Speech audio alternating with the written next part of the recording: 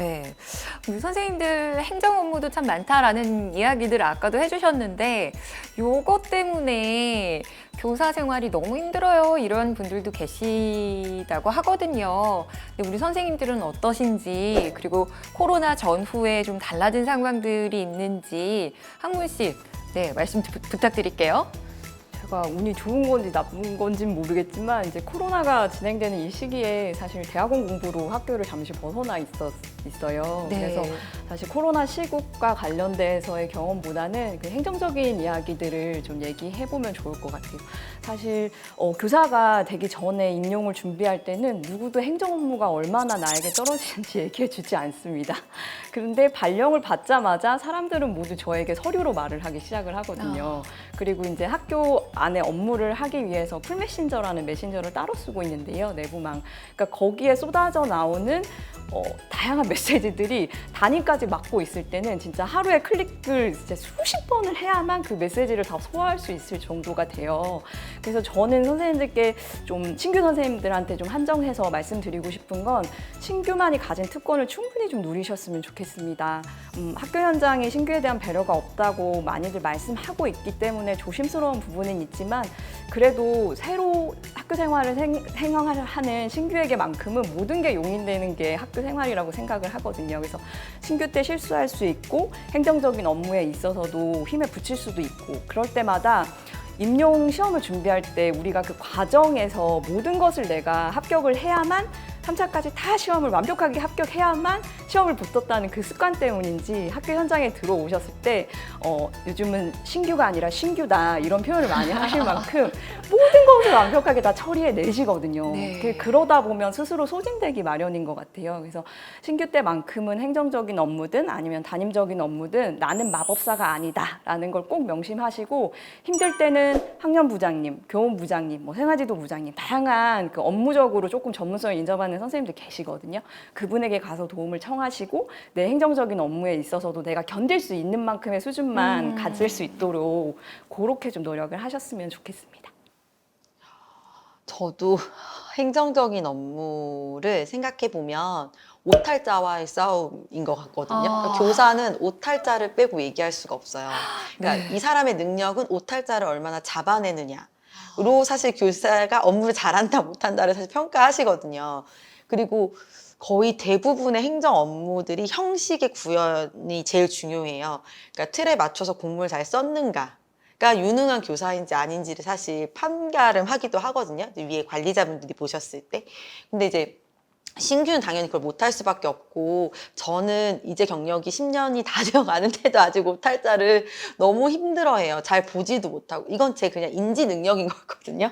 그러니까 제가 그걸 잘 보거나 남의 것도 잘 못 보니까 제 건 더 못 보겠죠. 그래서 늘 항상 그것 때문에 혼나기도 하는데 전 그게 너무 스트레스더라고요. 내가 잘 못하는 거고 내 눈에 잘 안 보이는 건데 그걸 누군가 내 업무를 계속 평가한다는 거? 근데 그게 조금 너무 속상할 때도 있는데 저는 그게 너무 스트레스였어요. 그 형식에 딱 맞춰야 되고 그 오탈자를 수백 번을 봐서 체크해내야 된다는 거? 좀 그게 스트레스더라고요. 네. 네. 강하나 선생님은 어떠세요? 초임 선생님이신데 문서 작업, 행정 업무 이렇게 감당하실 만큼이신지.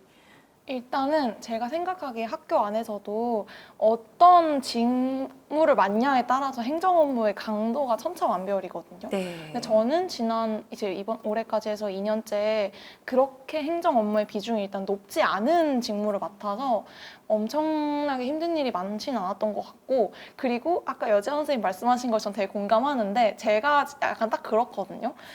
저는 수업이나 담임 업무와 다르게 행정 업무에 있어서만큼은 제 영혼을 쏟지 않아요. 그러니까 약간 거리두기, 그러니까 사회적 거리두기를 하고 나는 여기까지 하고 그냥 딱 주어진 만큼 하고 실수하고 이래도 그럼 고치면 되지 이러고 이거 고쳐야 돼요. 잘못했어요. 이러면 네, 다시 해올게요. 다시 해가고 이렇게 지내고 있어가지고 네. 그래서 그렇게까지 스트레스를 받진 않는 것 같습니다. 네. 우리 박에스더 선생님은 지금 계속 계약이 미뤄지기도 하고 또 온라인 계약도 하기도 하고 그러는데요. 온라인 수업 준비하기 힘들지 않으세요? 어떠세요?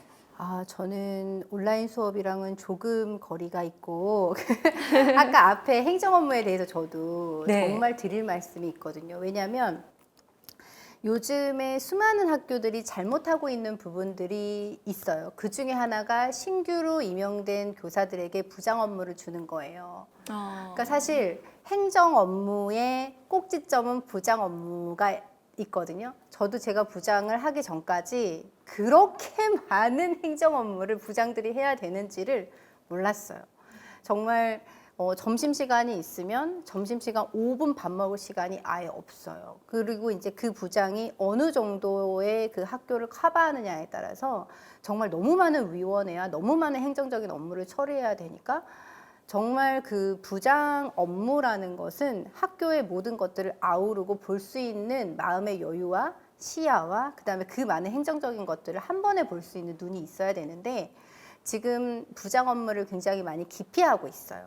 그러다 보니까 수많은 학교에서 신규에게 부장을 주고 있어요. 그러니까 1년이 지나고 2년이 지나면 남들이 하기 어려운 생활부장 업무라든지 그다음에 남들이 하기 좀 깊이 되는 업무들, 심지어 제가 아는 후배 중에서 신규로 발령받아서 3년 차에 3학년 학년부장을 하는 경우도 있었어요.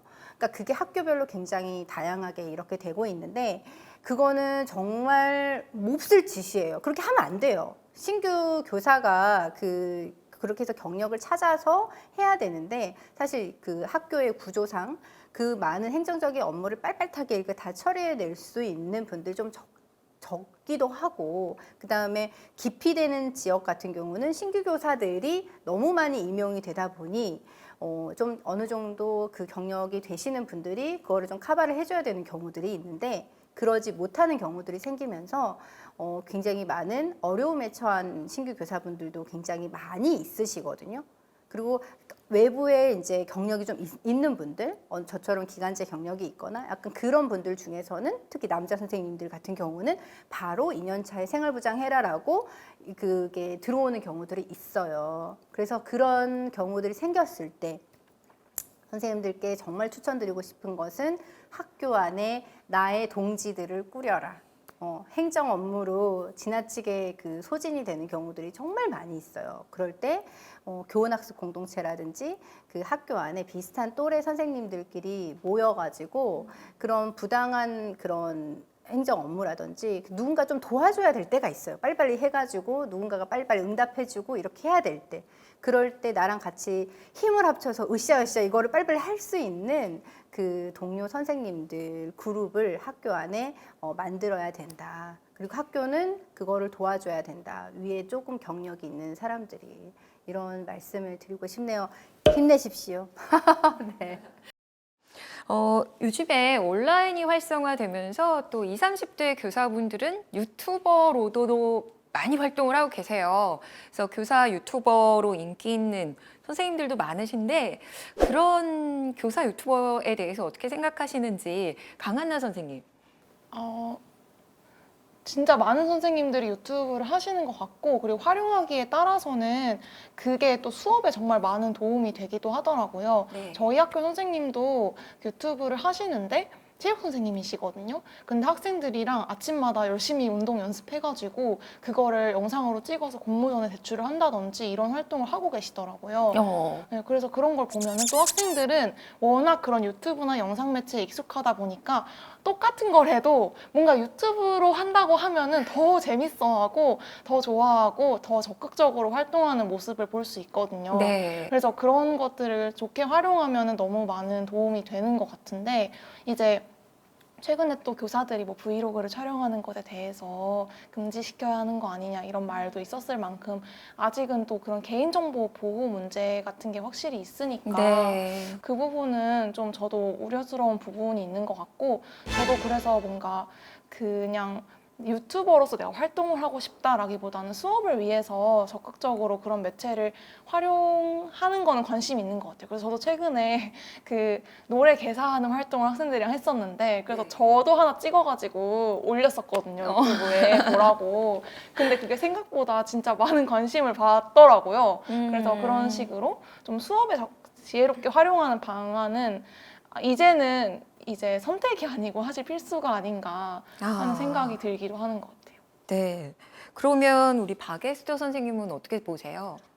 저도 긍정적으로 긍정적으로 봅니다. 뭐 사실 어떤 분들은 그냥 페이스북이나 이런 데서 글로 자신의 생각을 SNS를 통해서 얘기하기도 하시고 예전에는 그 이전에는 뭐 블로그도 있었고 트위터도 있고 인스타그램도 있고 저마다 그 교사들이 가지고 있는 자신들의 생각을 표현을 하고 그걸로 소통하는 경우도 굉장히 많잖아요. 네. 근데 요즘 학생들 같은 경우는 그 뭐 검색 플랫폼 자체가 유튜브이기 때문에 네. 거기서 선생님을 만나서 또 새롭게 친근감을 느끼고 뭐 할 수 있는 거는 당연히 저는 할 수 있다고 생각합니다. 래퍼도 할 수 있고. 네, 유튜버 선생님 중에 래퍼 선생님도 계시죠? 네. 네, 우리 선생님들 열린 마인드로 이렇게 아이들을 위해서 뭐든 다 수용할 수 있다라는 이런 마음이 있기 때문에 우리 아이들의 미래도 또 밝지 않나 그런 생각을 해봅니다. 사실 우리 선생님들이 교사로서 전문직이긴 하지만 그래도 회사 생활처럼 똑같이 직장 생활을 하고 계신 거잖아요. 그런 부분에서 신규 교사가 직장인으로서 갖추어야 할 센스, 네, 어떤 게 있을까요? 저는 어떤 직장이든 그 직장에 들어가서 3년 정도는 그 직장의 문화를 익히는 게 되게 중요하다고 생각하거든요. 그래서 임용 공부뿐만 아니라 교사 양성 과정에서 우리가 많은 이론적인 지식을 습득을 하지만 실제 생활에서 그것이 어떻게 이루어지는지는 교생 실습 한 달이나 혹은 2달 가지고는 파악하기 쉽지 않은 것 같아요. 그래서 보통 우리가 그런 경험적인 지식이라고 얘기를 하는데 그것은 실제 학교 현장을 반드시 와서 반드시 내가 경험을 해보지 않고는 모르는 지점이라고 생각을 하거든요. 그래서 학교 현장에 이제 저도 사실 기간제 2년을 하고 신규로 발령이 났기 때문에 아까 말씀하셨던 박에스터 선생님 말씀처럼 나는 다 알아. 나는 고3 담임도 했고 나는 난 못할 게 없어 라는 생각을 하면서 첫 발령을 맡았지만 아까도 말씀드렸다시피 엄청 혼란스러웠었거든요, 현장 안에서는. 그래서 선생님들께서 완벽해야 된다, 모든 것을 내가 잘해야 된다, 이런 부담감을 좀 내려놓고 3년간은 주위의 선생님들도 많이 지켜보시고 학교에 일어나는 일들에 대해서 좀 관심을 가지고 지켜볼 수 있는 시기라고 생각하시면 좋을 것 같아요. 그래서 그런 3년이라는 시간을 잘 쌓고 나면 그때부터는 그 안에서 나만의 방식들이 나오는 것 같거든요. 네. 그래서 조급해 하시지 마시고 천천히 가시면서 필요한 것들을 얻어가는 시기다라고 편하게 좀 시작하셨으면 좋겠습니다.